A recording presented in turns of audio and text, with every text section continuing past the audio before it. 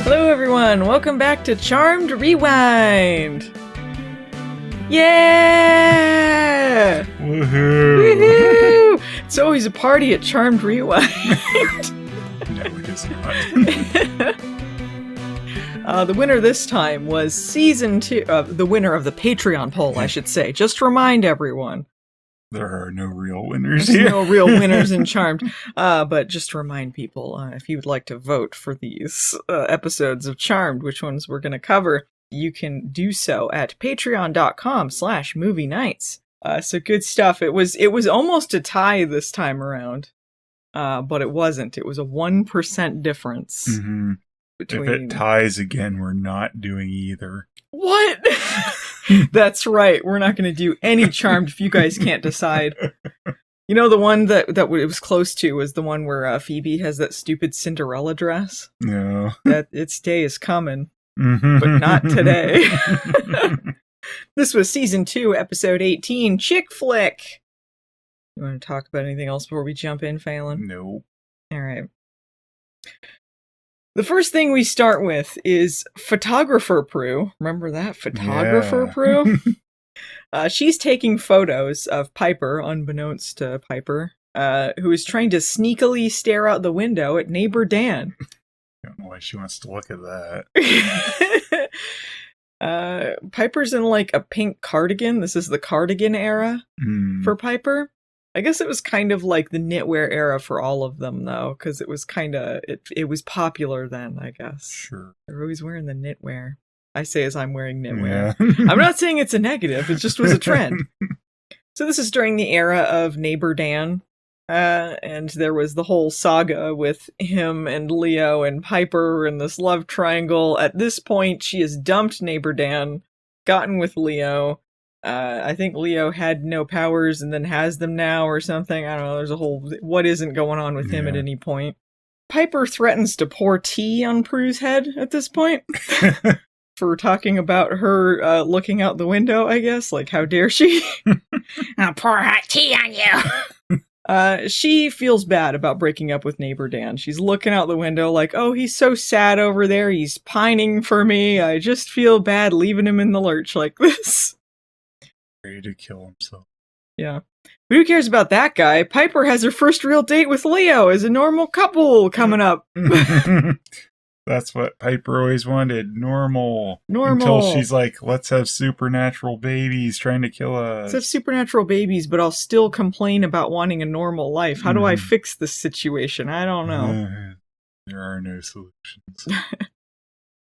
She's always mad at him. Like, she does this throughout the show, but especially, like, before they have the kids, it's like, well, even after. Just throughout the whole show. She's complaining at him that he has to do his job, which is, like, protecting innocence and stuff that's, you know, supposedly her job too, but she just didn't care about anymore.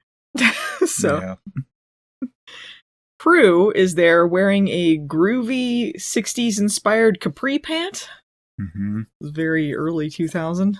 Piper exits to take a shower, and she passes by Phoebe, who is in an equally 2000s pair of pants. They're like, their jeans covered in red flowers with like holes on the sides. There's like holes between the flowers. It's very strange. What also is strange, perhaps more strange than that, is Piper and Phoebe affectionately calling each other Duty as they pass each other. Like, hey, Duty, what's up, Duty? Like, is that's stuck. I had to look, like, is this a term people use? Like, it has to be extremely outdated if it's not. Because all you can think about is, like, poo-poo, right? Like, they're calling each other poo-poo heads, but this is supposed to be affectionate, so... Yeah. Hey, poop. Hey, poo-poo head. What's up, poo-poo? Hey, poopy diapers. Poo-poo? You look it up on Urban Dictionary, I mean, Duty, it's gonna come up with poo-poo. I don't know, maybe it's some other old-fashioned term that I'm sure people will tell me about, but this seems very weird for two young women in 2000 to be calling each other that. Yeah, out of nowhere. So, Phoebe's in a good mood, and Prue assumes it's a guy, and then Phoebe mentions someone named Billy, which Prue automatically knows is a guy from a movie that she enjoys called Kill It Before It Dies, which apparently was Phoebe's favorite movie ever since she was a young kid, this old 50s monster movie. Mm-hmm. When she said Billy, like, I'm pretty sure they've met other Billies on the show before. I don't even know if, like, Billy was, like, an old Prue boyfriend, or maybe it's just, I think the guy in the Wendigo was called Billy. I mean, there's a lot of Billies before automatically, like, oh, I see.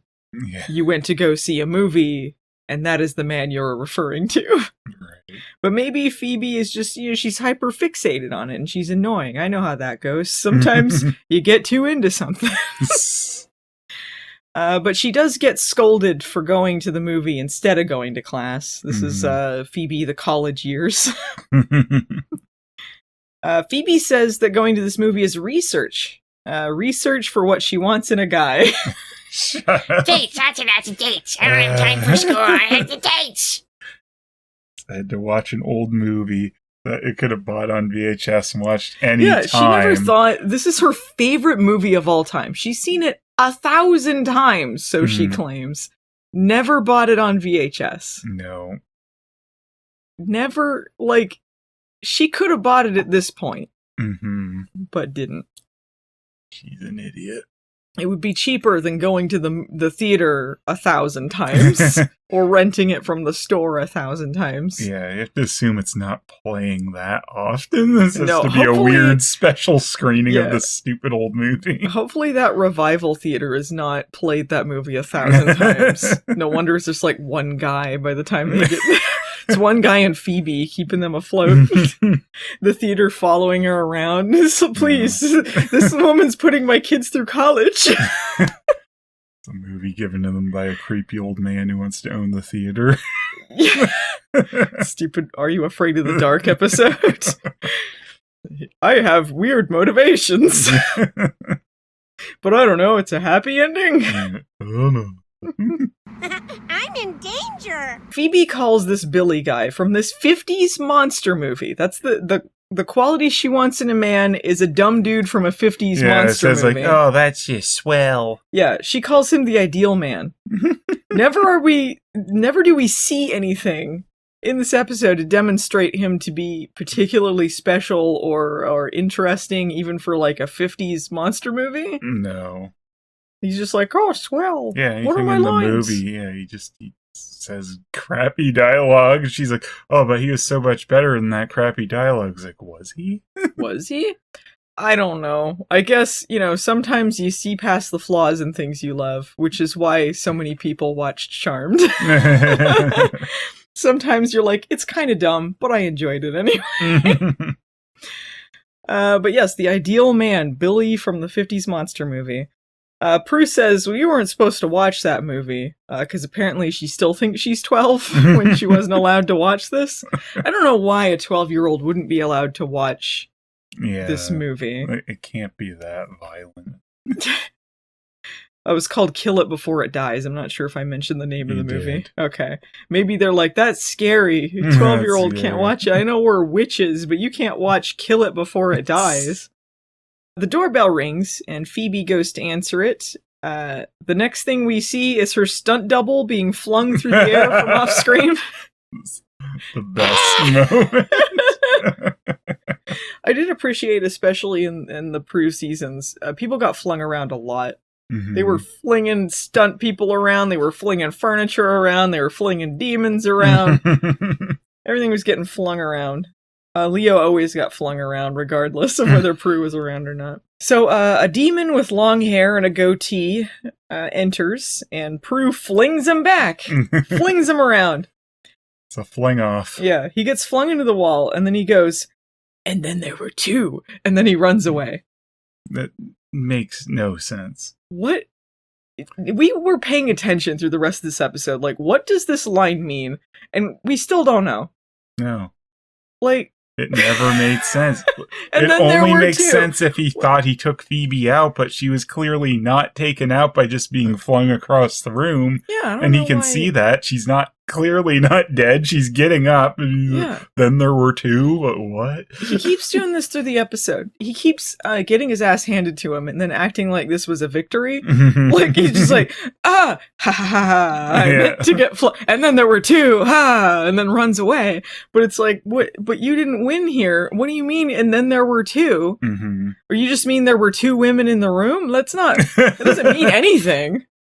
I'm bleeding, making me the victor. Him coming here doesn't even make any sense once we learn what's going on, because he's apparently going inside movies and driving people to anger. Yeah, this goes completely against his MO, and they never explain why he shows up at their house to do this, because all that accomplishes is to his detriment, because like it's not like it's his beef with them. It's not like he's after them in particular until they're after him because he showed up at their house, but before that it's like, why? The only reason he shows up is so that they'll do something. But they could have done this in a different way, because he's Phoebe supposed to was at the movie he was in. At the movie. She should have said that. She should have said, I watched this movie 1,000 times, and then there's this weird goatee man in it. Like, I don't remember that. Mandela effect, I guess. Yeah, she could have been like, there was this guy there, and then she wasn't affected because she was a witch or whatever, you know, and then she's just like, yeah, he was doing this weird stuff, and I think that this is something suspicious here.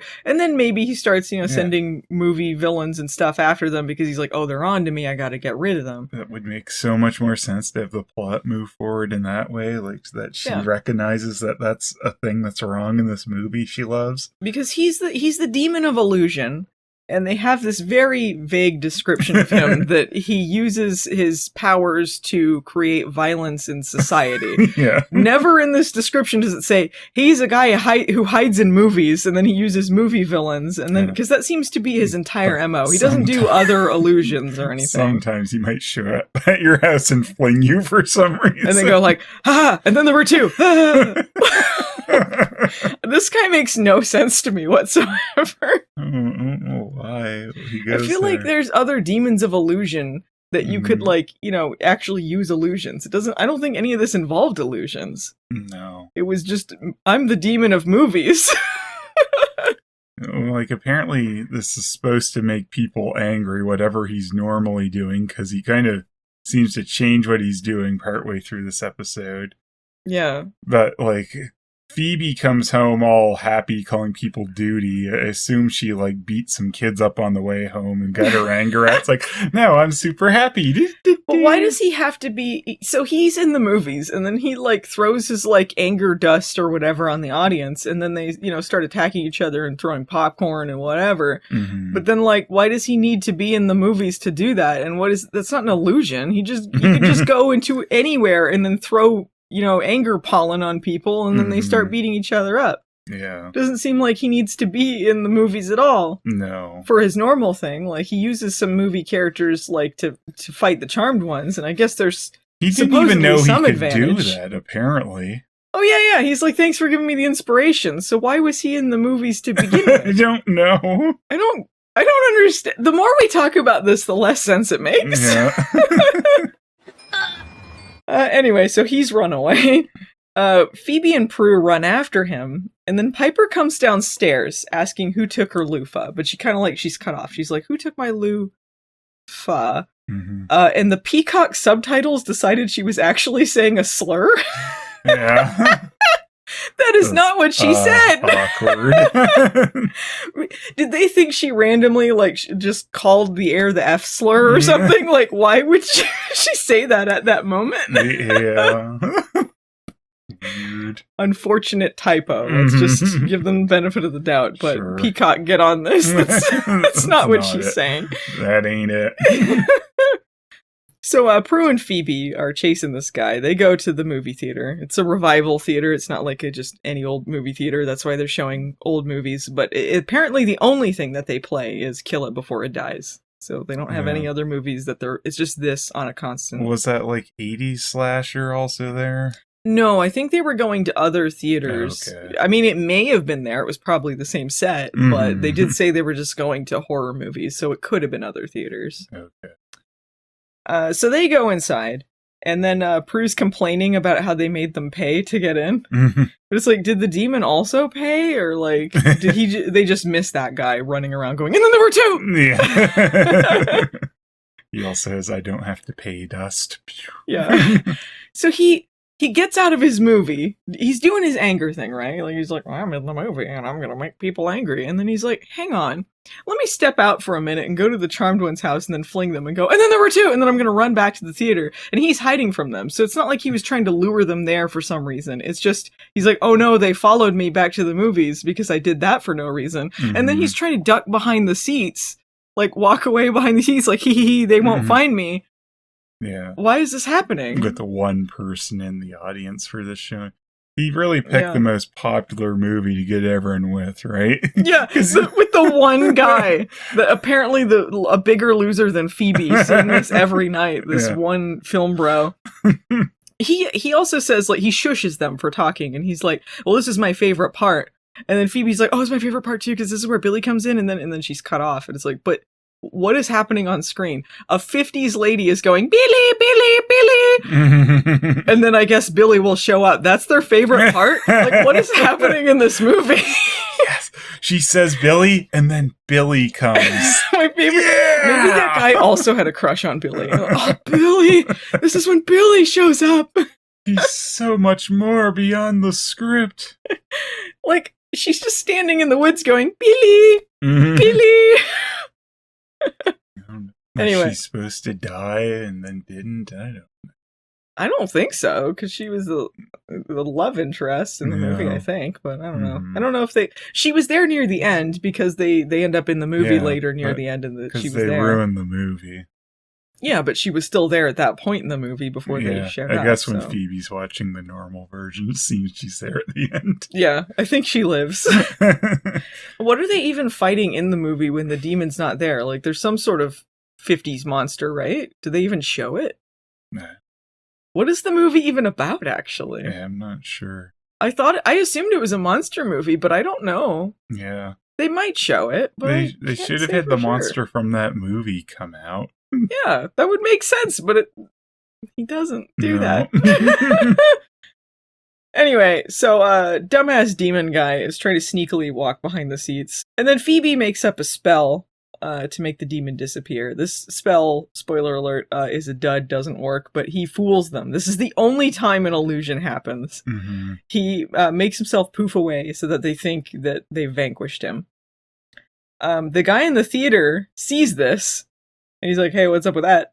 And then Phoebe's like, oh, no, this is part of the show. And he believes it, despite the fact this is a show he's apparently at every night and is familiar enough with to have a favorite part. Yeah. But he's like, yeah, I guess this makes sense. Yeah, sure, they're going to have this live action segment around in the theater of you guys making someone disappear in smoke. Yeah. Which seems to have nothing at all to do with this movie. So Phoebe smirks at Billy on the screen. The mythical Billy has shown up. And Prue leads her away while she's being an idiot. And then we see the demon show up in the movie. And he smiles like this is an advantage. I thought he was just thrown into the movie and trapped there. And I was confused because I was like, why is this an advantage? But I guess this is his whole thing. He thinks being in a movie does something for him, I guess. Mm-hmm.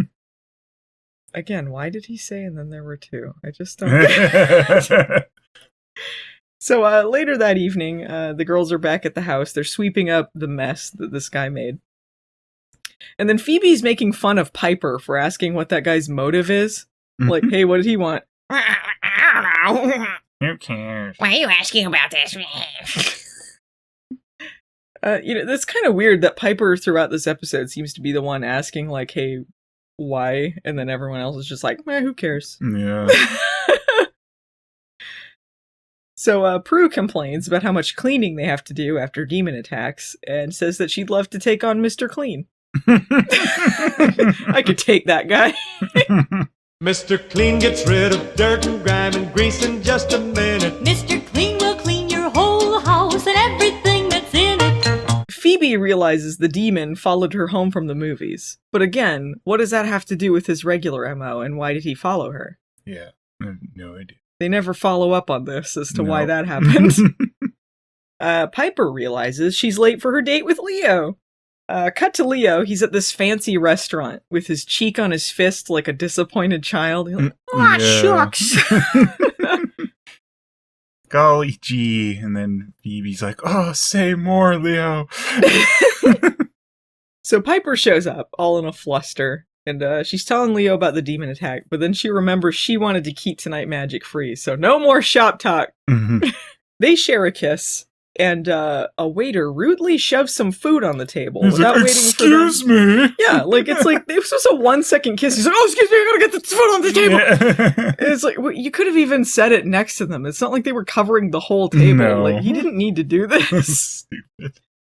This food seems to be of indeterminate origin. Yeah. We couldn't figure out what it was. Leo says that he got the munchies, so we know that it is food. Supposedly. It looks like ice cream to me, but I think maybe it's supposed to be a shitty salad with some sort of cream component to it or something. I don't know. It looks like glasses. Like, you kept thinking that it was like drinks or something. Well, there were drinks as well. Okay. Well, Leo says that he got the munchies, but, like, why did he order 2 dishes? Like, for himself? Yeah, I don't understand why there'd be 2 if it was just him getting the munchies. Yeah. Whatever they happen to get doesn't look like an item that requires salt. But Piper says yes. Yeah, Piper says yes. She's like, "We need some salt and we don't have any. You should ask the guy behind you for some salt at that other table." So Leo's like, "Yeah, sure," but it turns out, it's neighbor Dan, and he's also on a date. He says, "I'm here to be creepy." That greasy butt crack poo flap. He is very creepy in this episode, but I will say in this scene, Piper's being a real butthole. Like the gall. I don't know. I feel like Dan got himself sat here after. He's like, he saw Leo and he's like, oh, what a coincidence. I'm here with this lady that I work with that I'm not really that into. Whoa!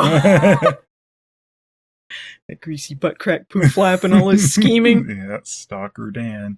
Yeah, he introduces this date, and Piper is pissed because apparently she was told about this woman before as just someone that he works with. And like, oh yeah, that's just someone you work with. She's also upset at the fact that he's not pining away sadly at home while she is on her own date. Yeah. He's supposed to be sad about it. Butthole. I'm stalking you. Isn't that good enough? It's like a group of idiots here trying to outdo each other in the idiot fest. Hear him out mine.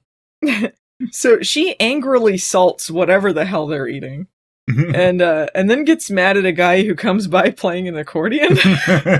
Presumably he works for the restaurant. We don't know though. He's just some guy like, oh yeah, give me some busking in here. Yeah, I don't know. I guess I kind of see where she's coming from, because I wouldn't want someone playing accordion while I'm trying to eat. No. So she freezes everything, including Leo, and asks, I don't know, the powers that be if this is a test. And when she unfreezes Leo, not everyone else, she wants to talk to him. He's immediately called to do something by the elders. And you know how mad that makes Piper? Yeah. So Piper says she just wanted the night to be perfect. And Leo says, it was, because I was with you. Let me suck your dick some more. Some real Billy talk. Yeah, the perfect man. I love like the shit they do with Leo like that, where he's just like, the perfect man, the perfect bland 90s man. When he like shows up with like a Hershey's Kiss at some point, like, I have a Hershey's Kiss for you. I'm a Hallmark man. So he starts to orb out, and then Piper bitches at him, saying that if they can't have a normal date, they should have a normal exit. But she's ignoring like the main factor here, that if he orbs out while she has the world frozen, and then she unfreezes things, and he's not there anymore, that could expose magic. And even if things weren't frozen, why would you be doing that in the middle of the crowd? Yeah. You have to leave like a normal man, Leah. Yeah. Both of them are dumb. So she unfreezes everything. Leo does a normal exit, and then Piper angrily yells for the check. Check, please! Yeah, after Dan kind of peers at her again, like, You jealous? points at his date. Huh? Look at that. The date's sitting there like, awkward. The next day, Prue is at this magazine she works at. Did you remember she worked for a magazine at some point? No, I did not. I remembered her being a photographer. I did not remember this era of her career at all. No. But she does work at a magazine, and she's walking down the hall with her editor. I think he's her editor, and she's eating a celery stick. She finds out she's going to be working with Finley Beck, who is the whole reason she started getting into photography. He's her hero, so you know where this is going. She praises him endlessly, and then he shows up, and he's an asshole. Yeah. You're not gonna shoot me with digital, are you? Amateur move. Yeah, he calls her an amateur, and then tells her to make herself useful and get him some tea. And she's like, oh, I guess. Oh, Finley! If you just throw in a swell there, you'll be the perfect man. So, back at the manor, well, if it was Phoebe, she'd get with him. He'd be her sugar daddy or something. Yeah. So, back at the manor, Phoebe meets up with Piper to talk about boys. Talk about boys. She keeps having a series of bad dates, I guess, because the guys are boring, and she's distracted because of what happened the day before. Piper stupidly assumes she means the demon attack, but she's actually referring to her fictional dream man, Billy. She just keeps thinking about him. This isn't healthy, Phoebe. No. So Leo orbs in, and Phoebe says, unlike her, Piper found the perfect man. He's like, yes, I am the perfect man, Leo. That's right, you're the perfect man! You do what I say! Yes, Piper, I'll do it. He's the perfect man! So Leo is there to warn them about that demon guy. Guess the elders were a little late on this warning. Yeah, look out for that guy you met yesterday. Thanks, elders. Why would they need to be warned about him? Because apparently, why would they know he would go after them? Because, well, because it already happened. Because it already happened. They're like, pretend that you're on the ball. It was late. There was a lag in the elder call. It's like after Phoebe gets flung across the room. Got a message from the elders. Watch out. We had a bad signal, that's all.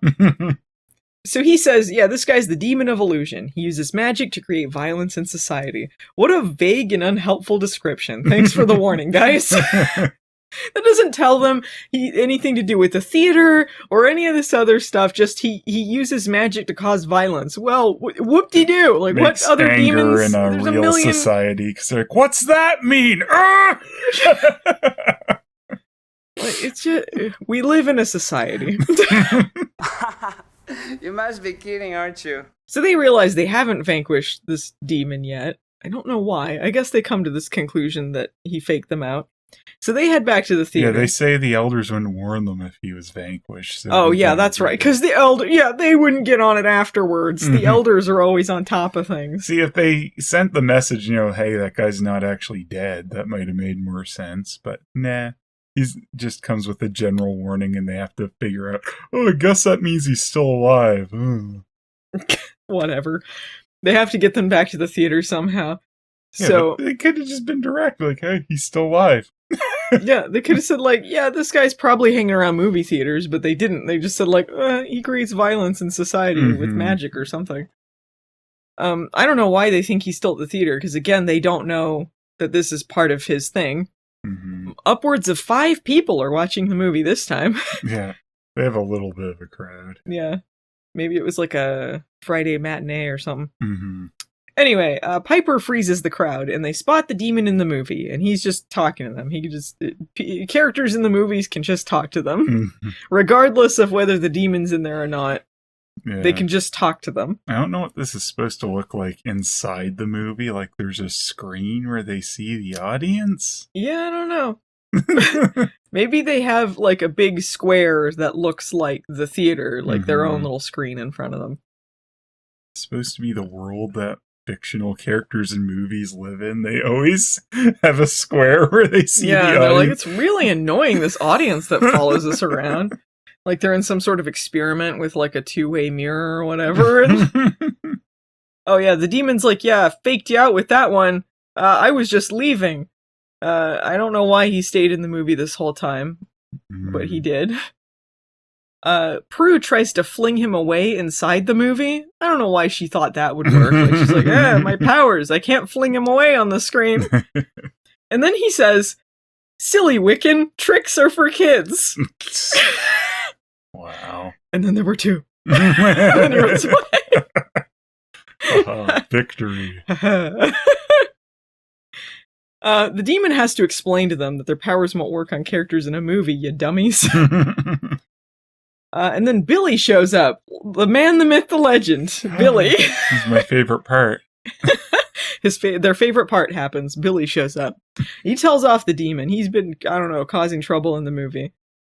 And he too can see the girls, and he and Phoebe make goo-goo eyes at each other. I think maybe Phoebe says something like, hey, and then he thinks like this is commendable that she's up or something. I don't know, she barely does it. Hey. Wow. Whoa. You're the woman of my dreams, Phoebe. Yeah, this is what I wrote. Awkward flirting. Isn't the demon say, like, are you gonna flirt me to death? Yeah, the demon, he basically goes like, can't get me, nah, nah, nah, nah. How are you gonna get me? You gonna flirt me to death like your tardy sister? And then Billy takes umbrage at that. Tardy, ugh. There's golly gee willikers. Yeah. I don't know what his plan was to unsuccessfully attack them and then hide in a movie forever. I don't know if this was part of a plan.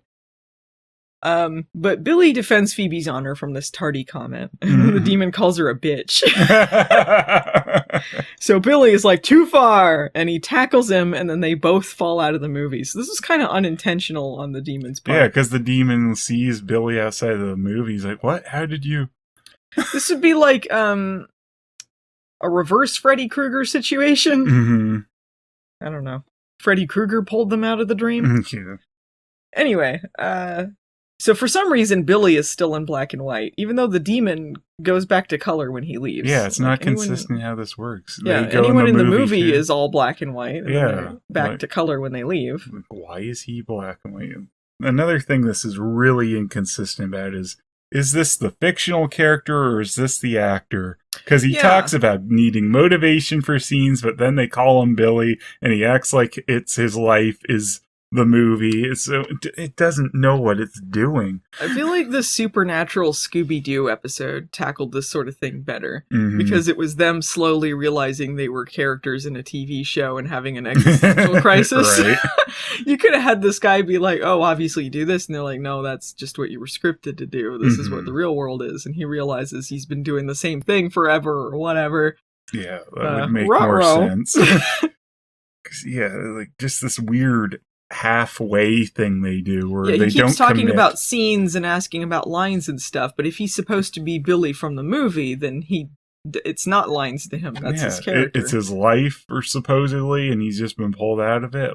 No, we don't know where we're going with this, really. I feel like they don't adequately explore this, and they don't have as much fun as they could with this guy from the 50s. They throw in one or two lines where he's like, let the man do the work, and they're like, women can save the day now, stuff like that. But it's so few. Mostly it's just Phoebe being, in love with this guy for some reason. Yeah, like having this demon go in and break movies should be more of an interesting thing. Yeah. Like, and that could have been, again, how this should have started. Phoebe watching this movie and she's quoting it along, and then weird guy shows up. He's like, well, that's not. They could have played with this. They could have had more stuff when they're in the movie.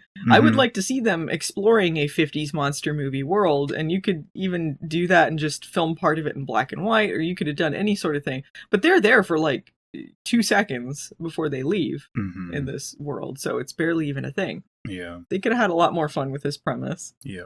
Are we having fun yet? Now that the demon guy is out, Prue flings him away. She was kind of, before Piper could blow up things, the makes it easy power, right? She just flings everything. Pretty much. It's not quite as BS as later on, just blowing things up and being done with it immediately, but it is pretty close. Yeah, I mean, it's pretty powerful, but I mean, at least they do present some challenges more than they do later. Yeah. And plus, like, her flinging them away doesn't automatically kill them, so it doesn't, like, Exactly. solve the problem immediately. Mhm.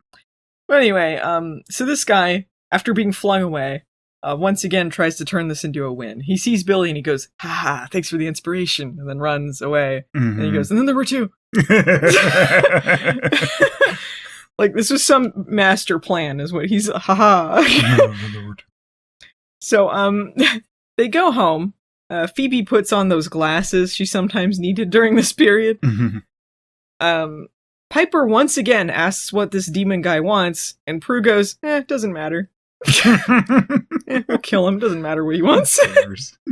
So Billy is going on about, like, explain this part to me. What's going on with this scene? Like, I don't know what's going on. And Phoebe's like, well, this isn't a movie. We're all real, and we don't really know what you are yet. He's like, I don't either, and neither does the episode. Now we're confused. Prue then asks what the demon wants, as if Piper didn't just ask that and she blew her off. It's just like, well, what we don't know is why he did this. What does he want? Piper like, So Piper asks Leo about it, and he's like, the elders didn't tell me anything useful. That's when we yelled at the screen and Piper looked at us. Shut up! Shut up! I'll kill you in real life! Yeah, she jumps out of the screen and then murders us. It turns into the ring she's crawling out of. 7 days! And then there were two! And she crawls back in and we're like, what was that about? Guess there's two here. So, Billy thinks he knows what's going on, but he gets distracted as he's trying to explain it, because he's like, well, I mean, where's the exposition music? It's supposed to kind of cover up that this exposition's kind of stupid. I hate exposition. And then they cut to a shot of Leo as he says this. It was in season 2 and they knew it was bad and they never fixed it. No. So yeah, he's like, well, this demon creates violence by going into movies or whatever. And I know that he does this because he kept coming into my movie and then the audience was different afterwards. They start getting angry and violent. Why is Billy, the character, aware of this?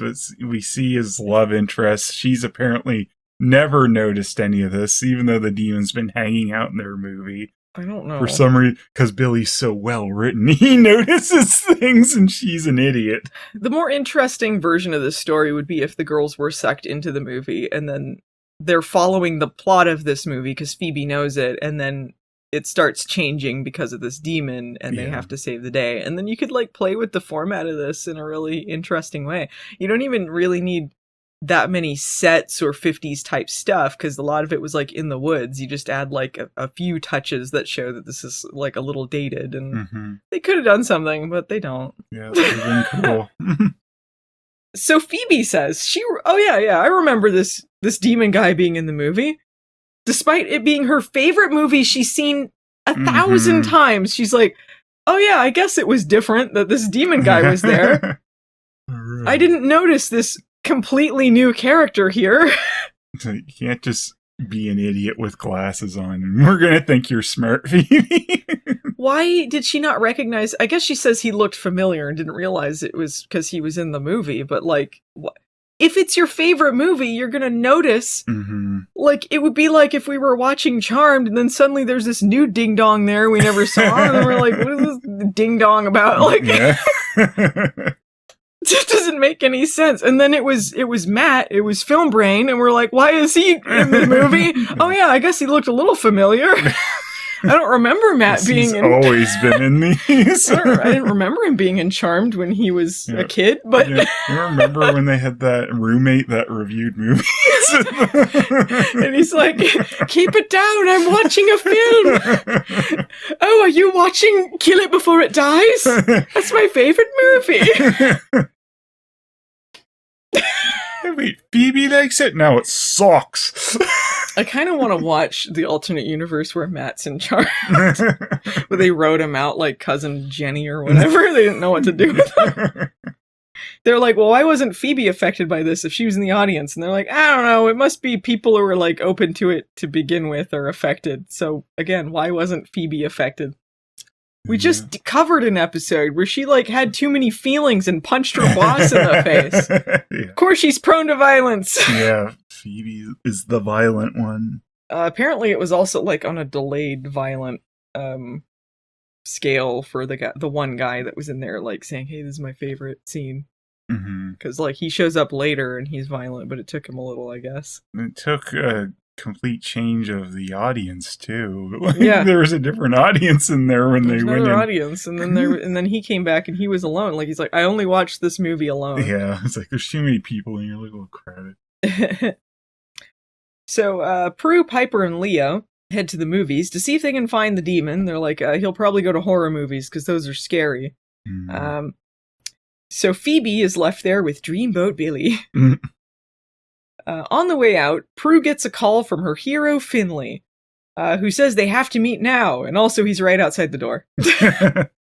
Like, it's kind of funny, like, he's like, now, and you can see him out there, and they're all freezing, and he's like, I can see you in there. Like, what do we do? So he comes in, Prue's got to stay there, so Piper and Leo go out alone. At the theater, some folks are watching a bad slasher movie. I did want to say about this, like, this is kind of like, you know, Prue wants to do the job, like save people, like the more pressing thing, but her normal life's kind of coming in on it. Yeah. And like where later they were like, oh, I don't want to save people. I have something normal to do right now. Yeah, she was trying to dismiss work to do her job saving innocence and got caught up in it, versus Phoebe, who is always trying to dismiss fighting innocence. Well, she's always fighting innocence. She tries to dismiss helping innocence for her job. Yeah. It's like the opposite situation. And like, this is how you do balancing your normal life with magic. Phoebe sucks. Yep. Anyway, she doesn't really suck that much in this episode. She's just kind of dumb. It's so dumb. It's so dumb, it's brilliant. No! It's just dumb! So at the theater, some folks are watching a bad slasher movie, and there's like a guy with an axe, and we'll later find out this movie is called Axe Dad. Axe Dad. So the demon shows up in the movie, and then everyone in the theater's like, what's up with this? And he's like, I'll deal with you later. Does this little magic on them to freeze them or something. So he asks this Axe Dad if he wants to do this thing in the real world. Apparently also aware that he is a character in a movie. He's like, yeah. So he nods and sneers like, yeah. But like all the killers he takes out don't really like, okay, what's my motivation? They don't act like they're part actor like Billy does. They're all just like, I guess I am this killer. No, and they just go get to killing. Yeah. Like, okay, fine. I'll kill in the real world. Why not? A random guy. So he's like, yeah, I'll do this, but you have to, I get to choose the victims. You got to kill these ladies I want dead, and then you can kill whoever else you want. And then he takes a slasher out of the movie, and it's like just an honor system there. Because like, he doesn't have to keep doing what he says. He doesn't keep track of him. No. It seems like that guy, you know, he's a man of his word, despite being an Axe Dad. So he takes him out of the movie, and then he uses anger pollen on the audience so that they like throw popcorn at each other and stuff. At the manor, Phoebe is putting makeup on Billy to turn him to a normal color, because someone saw the movie Pleasantville. Very impressed that, you know, she got the inside of his mouth and his eyes even. Yeah. Very good. I'm glad he took makeup in there very well. See, it was more interesting when they did it in the movie Pleasantville. I guess they kind of did it the opposite, where they're putting on makeup to be gray, and then they wipe the gray off, and they have the, they don't want people to know they gained color. Yeah, but it was more interesting when they did that, as opposed to this, where he's got a little bit of gray paint on his normal face, and then she's painting over the gray, and then he has this greasy spot on his forehead through the whole scene. Yeah. So she's fangirling over this very generic monster movie, and she says she's seen it 1,000 times. Once again, I wrote awkward flirting. Billy says that now things have changed. He gets to write his own lines and be more like Phoebe. He's got a newfound independence. He could be just like girl boss Phoebe. Phoebe loves that the conversation is turned toward her, so that's why they kiss. But before they kiss, he takes her glasses off first, because secretly she's hot. Secretly, she's dumb. Wait a minute, you weren't smart at all. I love they have this whole thing about how he finds his independence, right? Like, he's like, oh my god, I can write the lines now. I can be just like you. Like, this is a whole new world. And then by the end, he's like, yeah, sure, I'd love to go back to this movie where I have lines and no independence, and it's this shitty world. And dies, I guess. I don't know. Yeah, and then, well, I think he lived at the end of the movie, right? Does, like... he's not a sentient being anymore once it goes back to being a normal movie, right? Well, then you go into the old Tuvix question. Is he real, or is he... like, what was he in the end? I don't know. Did they create a life there? Did they kill him, or did they... Yeah, did they create, then they had to forcibly separate him, and... Mm-hmm. And then people debated for years about the charmed Billy situation. You just Thomas Riker him? Can't we just do that?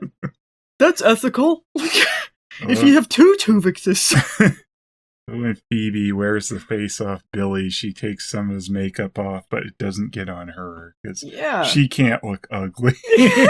Yeah, his makeup's removed on his lips so that he's got the gray lips, but then like her lips are still like pink lip gloss and everything. Mm-hmm. She's fine. Yeah. So the phone rings and it's Daryl. I think, you mean Morris? Yeah, Phoebe calls him Morris, or I guess they did that more than I thought they did, but it just seems weird that they call him Morris. So he thanks Phoebe for the heads up on the theater thing. She did say she was going to do that. It really helped to not save the person who died during that fight at the theater. He used this heads up to do nothing? He's just like, yeah, thanks for the heads up. Now I know what happened at this theater where people died and were hospitalized. In the Manor's dark room, I guess they had a dark room in the Manor, the Halliwell Manor. Even though Prue seems to shoot mostly with digital, did she go quickly make a dark room after this guy berated her? I guess she has both. Maybe she's into both kinds of photography. Maybe. So she's talking to the asshole Finley, and Prue's had enough. He's saying a bunch of disparaging remarks, and she ain't gonna take it anymore. She gives him a talking to. And he leaves, like, I used to idolize you, but it turns out you're just a dick. Turns out you're a poo. You're a poo. Mr. Duty. You're a duty. But she gets an angry photo of him before he leaves. Like, hey, look at me. Yeah. Well, also, there's this bit where she leaves a photo under the light and it starts to burn, which comes into play later. Because he's like, you can't leave one under the light that long.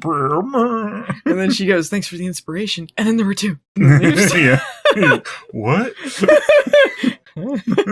Are there two people in here? Why am I left in the dark room? He does say, like, yeah, I'm just wandering around in your house. I guess they dubbed over that because they're like, that's weird. Yeah. So at the theater again, the audience is watching what looks like a bad episode of Charmed. Some girls in like some pajama shorts, and they're screaming and running away from like a lady in some ghost demon makeup. This is apparently Bloody Mary. She's carrying a knife. Looks like Shaq's, the discount version. So Piper and Leo show up, and then Piper's like, what if we just sat in the seats and made out for a little bit? Not pressing or anything. Nah, it's fine. So the demon guy shows up. He's never given a name. He's just the demon of illusion. So he shows up and he takes Bloody Mary out of the movie, and then she awkwardly runs after Piper and Leo. Like, she's in this like tattered dress carrying a prop knife, so she's like, like she can barely run. Meanwhile, Phoebe is hard at work making out with Billy. This is after she's like, she went downstairs to talk to Prue during that darkroom scene to say like, hey, there's some demon stuff going on. She's supposed to be getting stuff together. And then she's like, anyway, time for a makeout. And she doesn't take his makeup off this time? Yeah. I guess somehow. Yeah, I don't know. She's like, use the waterproof stuff this time. Some smudge proof. So, Prue's cleaning up downstairs when the slasher guy shows up. Axe Dad. Her powers don't work on him, but her kicks to the face do work. So she kicks him in the face and then runs up to the attic. And then Phoebe's like, privacy.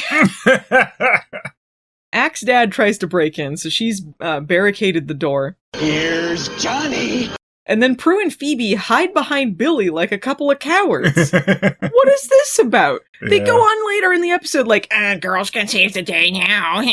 or not even girls can save the day. It's girls are supposed to save the day, not guys now. But they're still hiding behind 50s McDorko. Yeah. Oh no, we have to hide behind the fictional man. Like, Axe dad isn't even in the room at the time. And they're like, oh no, save us, Billy. Makes sense, like, after they find out he's just like a shield, basically. You can stab him all you want, but before that, not so much. No. Axe dad gets inside, he just axes the door apart, and then he starts smashing everything up. And Prue almost calls him an asshole before Billy censors her. She's like, you're an asshole! But she basically says the entire word before he covers her mouth. I'm like, oh, they got away with a lot saying that, huh? Somehow she takes that, like, oh, censor me. Piper comes home. She doesn't have Leo with her. So she starts talking to herself about why Leo isn't in the scene to explain it to the audience. Like, Leo stayed behind to do this. Okay. She goes looking for her sisters. Upstairs, Prue, Phoebe, and Billy are useless. They're just going like, running away from this Axe dad. They're about to be murdered when, the Axe dad is like about ready to strike, and then he gets hit from behind. He falls over. This is normally the reveal of an axe murderer in a movie, but it's Piper with a chair leg. She has stabbed a man with a chair leg. Somehow she has the strength and the violence to be capable of this, and they're like not mentioning this at all. Like this goes unmentioned that she just stabbed a guy with a chair leg. Good thing Piper wasn't at any of these screenings where he drove people angry. Could have created the biggest monster he can't control. Yeah, she's the one with the most propensity for violence, Maybe she was. She stabbed a guy with a chair leg. She impaled a guy. You know how strong you have to be to impale someone with a chair leg? A dual chair leg? He's just thinking of Leo. And that's for neighbor Dan. I'll stab him too. Maybe he has the consistency of celluloid. So just like paper. So anyway, Phoebe recognizes Axe dad it's from Axe husband. Excuse me, I wrote down Axe husband, not Axe dad. Axe husband. I'm like sorry for misnaming him. Axe dad was better, but it was Axe husband. Axe dad it is. People already wrote comments correcting me, and they're like, "Damn it, she found out." That's how we know who listened to the whole thing, if you know that I corrected the Axe dad, Axe husband thing. And this is where I throw in announcements for the people who just listen to announcements. Anyway, Axe husband. She saw this the week before. Apparently she just kept blowing off classes to watch movies. It turns out that Axe husband is still alive, so they run away like cowards. They spend a lot of this episode going,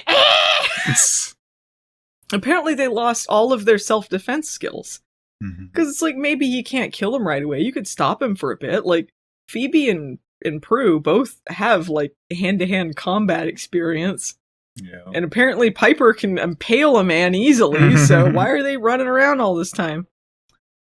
But it turns out you can't kill fictional characters for some reason. They figure that out. That's when Bloody Mary shows up and tries to kill them with her knife. And then Billy suddenly wants to be a hero. He's being a coward this whole time, and he's like, aha, I'll be a hero now. So he jumps in front of them, and he gets stabbed. But he's okay, because he's fictional, too. So he's like, yay, I can be stabbed, and I'm fine. I can be your stabbing shield. I can be your shield, baby. I can be stabbed all the time. Anyway, they all immediately split up and run into different parts of the house. Like we've watched so many of these movies. Let's do the dumb thing. Yeah, they do that, and it's kind of a half-assed slasher movie, but it doesn't last that long. No. And so they keep throwing in hodgepodge of ideas into this episode, but they don't really follow through with a lot of them. No. So Piper goes into the bathroom and hides in the shower. She hears the door open, which leads to a hilarious moment where it's Prue. It would be so funny if she killed her, though. If she, like, stabbed Prue. No! Prue stabbed Piper, you mean? Yeah, Piper stabs Prue. What did I say? No, Prue stabs Piper. Say it again. Oh, no, I was saying, like, Piper stabs her, like she thought she was a villain or something. I just thought I it'd be said funny what I meant. if Prue came in and, psycho. Oh, if she was like Piper psycho? Yeah, I in the guess she thought one of the villains was hiding in the shower. Yeah. I don't think so. Girl power. And then there were two. Yeah. Oh. Then we're in the alternate universe where Piper died. Yeah. Would the show be better? The only good universe is where Phoebe dies instead of Prue. To get rid of Phoebe as well. and then there was one. And then there was one. So Bloody Mary shows up. They scream and run away. They bump into Phoebe and Billy, who also screamed. It's a scream off. See, I wrote Axe Dad, even though it was Axe Husband. See, I wrote it wrong, too. Axe Dad. Axe Husband shows up. Axe Dad shows up. Axe Dad shows up. And Billy holds him off where the girls run upstairs. It's a lot of just running around. Phoebe thinks that they can kill them if they die how they did on the screen, because they have to follow their scripts. Yeah, sure. And Piper's like, how am I supposed to know that? I'm more of a romantic comedy girl. She's more of a romantic misery girl. Just imagine her watching rom-coms and just like laughing at them evilly, like they're so naive. This is my comedy because it's so unrealistic. They'll not die. Leo, be my footstool. So they don't know how they died, but Phoebe, who's been blowing off classes to watch movies all the time, she knows what happened, so... I love Axe Dad. She knows Bloody Mary got thrown out a window, so when Bloody Mary shows up, Phoebe kicks her out a window. She grabs onto a beam in the attic. Old Marisol. They do the old Marisol.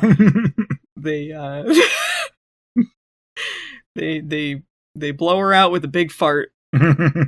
She passes gas, and then she's dead. So she disappears like burning film, like celluloid. Just kind of an interesting effect. So Prue gets flung into the room by Axe Dad / husband, who comes after them when Billy shows up saying that the man's here to save the day. And Prue's like, this is the 21st century. It's now the woman's job to save the day. Sexism reversed. Take that. And then Billy gets an axe to the back. He's like, I'm not very good at this. Yeah, that's how he died in the movie. So the girls toss Axe Dad a heater that's on, and then they throw some mop water on him, because I guess when they were cleaning up there, they had some mops out, and he gets electrocuted. This happens purely because he looks like Joe Pesci in Home Alone. That's the only reason they do that. Mm-hmm. Like, a not very good Joe Pesci in Home Alone impression. So he dies, and he disappears. Luckily, the demon only sent 2 bad guys after them. Is that what he meant by, and then there were 2? I don't know. Gonna be wondering this forever now. So, yeah, we find out later he's apparently got a lot of different villains out of movies to attack people, but he only sent 2 after the Charmed ones. Yeah. They could have encountered so many different things, but it's just 2. Yeah, we find out a bunch of people are apparently dying off screen. Yeah, this is quite the body count in this episode. They're informed of this when Daryl shows up. He knocks on the door, so there's a Daryl jump scare. So he says, yeah, like a whole bunch of theaters have gotten really violent. There have been multiple murders straight out of the movies. How does this get solved? It doesn't really. I guess once they kill the demon, it must get rid of them. I'm not sure if they explain that maybe they all got left out of the movies and killed people. I don't know. They might not have solved it. So they're like, well, how much do you want to know, Daryl? And he's like, only what I gotta know. Because I don't want to know. Just tell me what I need to know. So Billy's like, well, I know where this demon guy is going to be. He keeps showing up in my movie. So he's going to be there because this is like the last night it's showing. Why does he keep going to that one movie? I don't know. Because they're like, oh, because he follows the film reel from town to town. It like travels and then like in it, but he can move outside of the reel. So why does he need to be in that movie? There's Go not to like where there's more there's than the one. smallest audiences possible. And he never takes the villain out of that movie. We never see the villain. No. So why is he in that movie? We didn't know he could do that. And why would they keep showing that movie? Like, if the audience keeps murdering each other in that one movie, why do they keep showing it? Yeah. A lot of questions. So Prue's like, well, we can't kill him in our world. We have to kill him in his, even though the movie isn't his world. No. The real world is his world. Mm-hmm. The only reason they didn't kill him is because he did an illusion, which is the only illusion he does, so... Yep. Anyway, so they go to the theater to kill it before it dies, or whatever. Whatever it's called. And that same guy from that other one is there, the, like, loner guy. Kill it before it dies. Yeah. It's dying quick. Kill it. Isn't that what it's called? I'm gonna look it up. Just love imagining the thing dying. Like, no, don't let it die on its own. Kill it. That's them and Cole. Kill it before it dies. Yeah. I think that's what it's called. Yeah, kill it before it dies. That's what it's called. That's See? stupid. Charmed made you laugh. Charmed made you laugh. It was funny. I'm dying. No, you don't. You're not gonna die. You're dying our way, Yeah. Cole. On our terms. On our terms. So, yeah, they go in there. That guy's asleep, by the way. The movie was so good he fell asleep. Billy's love interest sees them, because again, anyone in the movie could just talk to them. No. And she's like, oh, we were going steady. Now you're with this new girl. You pinned me. And he's like, well, I was only scripted that way. He says happily to this woman, like, I guess we're not together anymore. Even though he's just going to go back to this movie where she's his love interest and he's following his lines all the time. So Yeah. they don't get into that. And then he's not going to become a sentient being anymore. Yeah. Just an NPC. So, yeah, they've made like a potion to get into the movie. Phoebe, Piper, and Billy take this potion. They go into the film, and then Piper says the potion tastes like ass. Fount. Could have left it at that. Yeah, It's they funny. should have just left it at ass. Prue's about to follow them into the movie when she's attacked by the lone theater guy. He's evil now. Yeah. One guy's like, oh, come to every screening, I guess. There was a series of film villains that he brought to life, and yet he had to use theater guy to keep her at bay. Mm-hmm. Just doesn't make sense. No. So the demon shows up in the movie, and then Phoebe, Piper, Billy, and the 50s girlfriend beat him up for a while. They just keep punching him. He's like, ah! Like, there's no fanfare about this. This is kind of going on in the background while, like, Prue takes on the theater guy. While they beat the crap out of this guy easily. Mm-hmm. And Prue's like, all right, I can't kill ya, but I can fling ya a bit. So flings the guy back. Yeah. So Demon Guy picks his ass up off the ground and then laughs like he has the upper hand once again.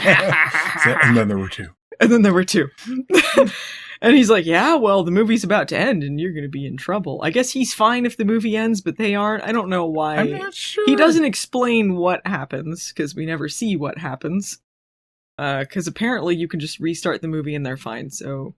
Yeah, it's so confusing. Like, Billy apparently has memories from previous showings of the movie, because he knows this guy's been hanging out. Yeah. But how does he have I don't know. memories of this if he just follows his lines all the time? I don't know. I don't know why. What breaks you from being just doing the movie? Like, it doesn't. They don't bother explain how any of this works. What was the movie where people go into the movies, like Purple Rose of Cairo or something? I don't know. Anyway, did it work like that in that movie? People know what I'm talking about. I'm gonna look it up. I have it wrong, I'm sure. Yeah, Purple Rose of Cairo. I had the name right, which I'm sure was partially the inspiration for this episode. But I don't know how it worked in that one. Anyway, that was the movie I was thinking of. So the credits come up, and they're acting like they're dead. Like, and I guess this was a commercial break. Like, oh no, the end! Ah! So Prue astral projects into the projector booth. Projection squared there. Yeah, projection squared. She could have ran up and done that too. I guess they had to come up with some reason why she needed to astral project. She had to be quick, even though the movie ended really, but... Yeah. It did end. She just reversed it using the reverse button. I don't know enough about old film reels. Is there a reverse button? I guess there must be if you need to rewind it, right? I don't know if there's a reverse button. I don't know. Do they have to like manually reverse it? Yeah, but by 2000, sure. I mean, surely there were other methods to do this than Possibly. manually doing it. I don't know. Anyway, she reverses the film a little bit so that they can play it long enough for the girls to take the potion again and get out. She hasn't rewind it that much. She should rewind it to give them more times. Like, whoops, I thought they were dinked around it too long again, dead. I thought they were going to get out and then the credits roll and then like he's like, oh no, I'm trapped and then I died. Like he undid himself or something. Right. But that's not what happens. No. So they take the potion and get out. That's all they do in the movie is just stand in the woods and then beat this guy up for a little while and then leave. And he goes, ha ha ha, you can't kill me, I'm in the movies. Yeah. And then Prue's like, oh yeah? And then... Pause. Yeah, and then paused it, and then the film burns because it was stuck there for too long. This seems really quick for this to do this. Fire hazard. Mm-hmm. He didn't remember how to get out, I guess. Because he could leave the movie at any time, but he doesn't. No, he just dies. For some reason. The next scene, we see them talking to the projector guy, and then he's like, oh, thanks for telling me about the film burning. That could have been my job. And it's like, but part of it did burn, so they didn't stop it or anything. No, was he just splicing that frame out? Like, I'll never notice. I don't know. And does that really kill the demon if just a single frame got burned? I don't know. I don't know why it works or how it's supposed to work. I don't know. This seems suspect. Then we get a scene of Phoebe talking to the screen. I don't know why, if this projector guy notices this, like, hey, you're talking to a movie character. Yeah, well, after I do the splice, I'll rewind the movie for you so you can talk to this guy. And it's like, how long's this guy still sentient like this? Yeah, like, how is she able to talk to... The demon guy's dead, but she could still talk to the character in the movie? Like, how? It doesn't make any sense. And if you want to say the other things disappeared just because he died, well, it doesn't seem to follow that if Billy's still talking to her. Yeah. A bunch of people getting murdered by slasher villains everywhere. They didn't fix anything. They were talking about it earlier, like, oh, we don't know how to fix this, and I guess they never did. No, it's fine. She thanks Billy for restoring her faith in the male species. How? Yeah, you've got to help us, Doc. We've tried nothing and we're all out of ideas. Her whole problem was that she was comparing all of these guys to this fictional character, and no one could be as perfect as this fictional character. And then this fictional character shows up and is perfect, I guess, in her eyes. Mm-hmm. And then she's like, thanks for showing me the same thing that I thought before? Like, that doesn't mean normal guys go up to her standards. No.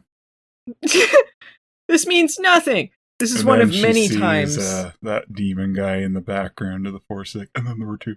And then there were two. And then he's sneaking around the bushes. And then there were two. Oh, wait, he's not dead. Wait Oops. a minute. This is one of many times Phoebe's faith and love is restored or whatever. Shut up. She touches his giant hand. And he returns to his scripted, lifeless, joyless existence.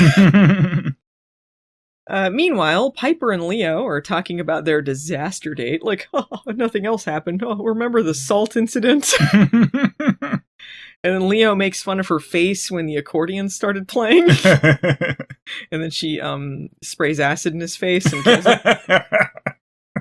Then, the scariest part of the episode. Yeah, like the horror music starts. Yeah, the horror music starts playing. And then greasy butt crack poo flap himself, neighbor Dan, just breaks into the house. Yeah, he just waltzes in their open front door like a creep. Yeah.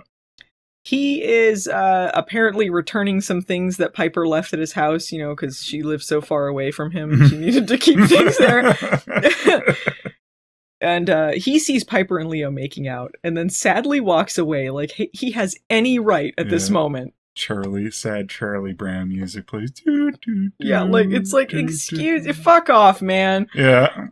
Piper chases him down. She should have been like, get the fuck out of our house. Yeah, she should have blown him up if she had that power at this point. Yeah, that's why he disappeared. They killed him. Oh, yeah, definitely. So he explains he was bringing some things over. So he explains he was being a creep. Yeah, and then he's like, well, after the awkward salt thing, I realized that I have to move on.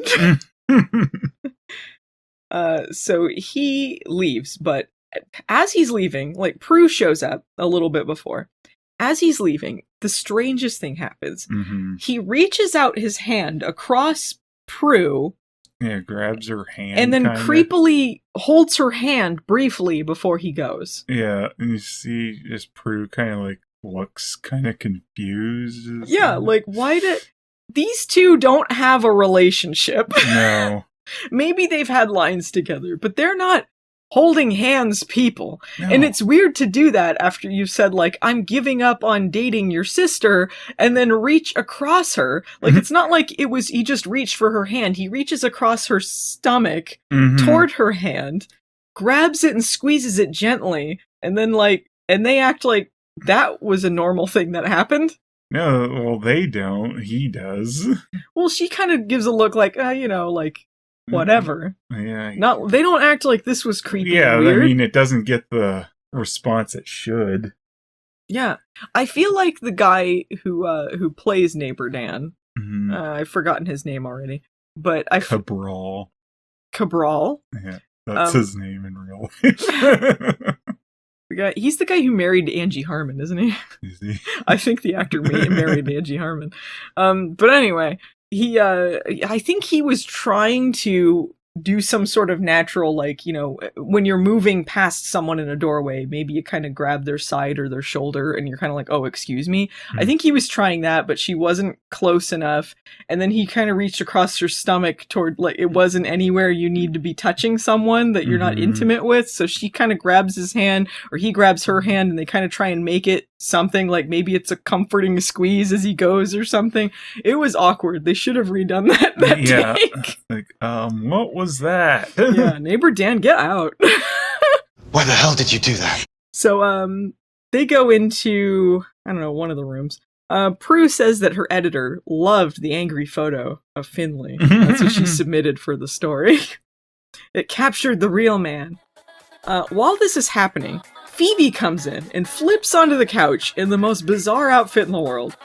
Yeah, it's like Prue's about to sit in a chair, and then she rushes in to awkwardly lean against her in the chair. Yeah, like flops on top of her, like no personal space Phoebe here. Like everyone keeps touching Prue. Like, what's the matter with you? Get out of here, Phoebe. Yeah, but she goes in there, and I feel like if I saw my sister, if I had a sister, come in with that outfit, I would be like, what the fuck are you doing? Get off of me. So, she's got overalls on, but they're like shorts overalls, over a red tank top, and she's got a bandana tied on her head like Rosie the Riveter. I guess 50s inspired. This is not the glamorous 50s. What the fuck is this about?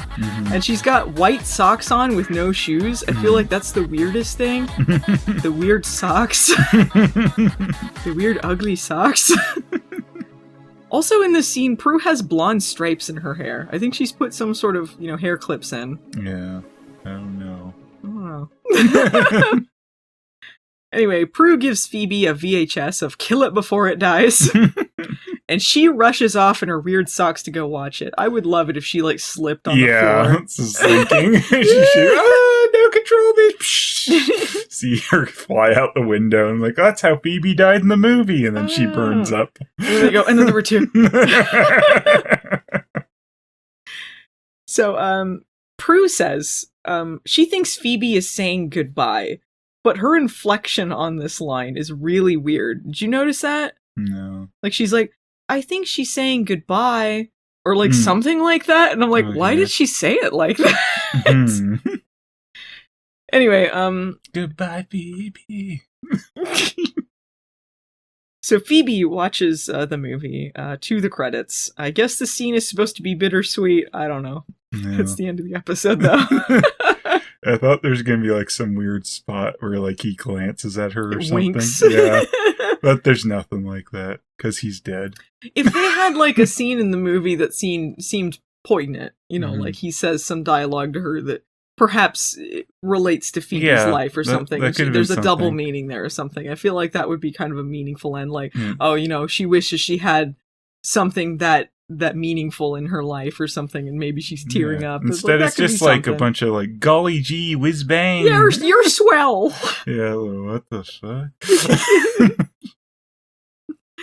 That's the end of the episode. What are your final thoughts, Phelan? What a piece of garbage. Is it good garbage or bad garbage? Are you mad, or you're like, that was dumb? Yeah, it's kind of dumb. I mean, it's not as bad as Leader Churned, but it has a bunch of good ideas that they didn't do enough with, and they didn't fully think out how this was supposed to work or why anything happens. There's a bunch of holes in this. There's a good idea buried in there. They didn't really execute it very well. Yeah. Same. Well, I mean, I think it was enjoyably bad. I think like it had elements of season 2 where it's sometimes competent. Like I liked the characters even though they were dumb. The villain didn't really make a lick of sense. I feel like they could have played with this concept in a way that was really interesting or funnier, but as it is, like, it's all right. Yeah, that's what's kind of upsetting about it. It's not really what happened, it's what didn't happen. Yeah, they could have been a little more creative with it, and I feel like it used the same sets and budget, and like you just need to tweak the writing a little bit. Yeah, that's all it needed. Yeah. Well, Phelan, do you have a Margoyle or a Carman? Margoyle's gonna be Neighbor Dan for being a butt boy who needs a little love. Every butt boy needs a little love. Stupid Neighbor Dan. He is the butt boy, isn't he? Oh, yeah.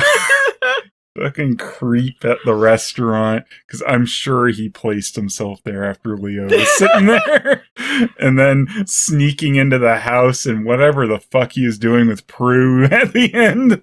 Very weird. What a creep. Yeah, same. It's gotta be Neighbor Dan. The greasy butt crack poo flap could not be more of a Margoyle. And he outdid the Demon of Illusion, who's a pretty big Margoyle, but creepiest of the episode has to be Neighbor Dan. Actually, voice cracking because I was like, he's so creepy. I'm gonna give a Carman actually to the film Demon. Why? Because he was doing his thing at the movie and saw Phoebe there and said, I hate her, followed her home and flung her across the room. It's like, I never normally do this, but I'm gonna make an exception. I have to go and fling this girl. I hate her. See, he flung her. He thought he killed her, and this was actually a heroic line. Yeah. And then there were two. Like, he was very misunderstood. He was a martyr this whole time. Yeah. He thought he was taking out the bad guys.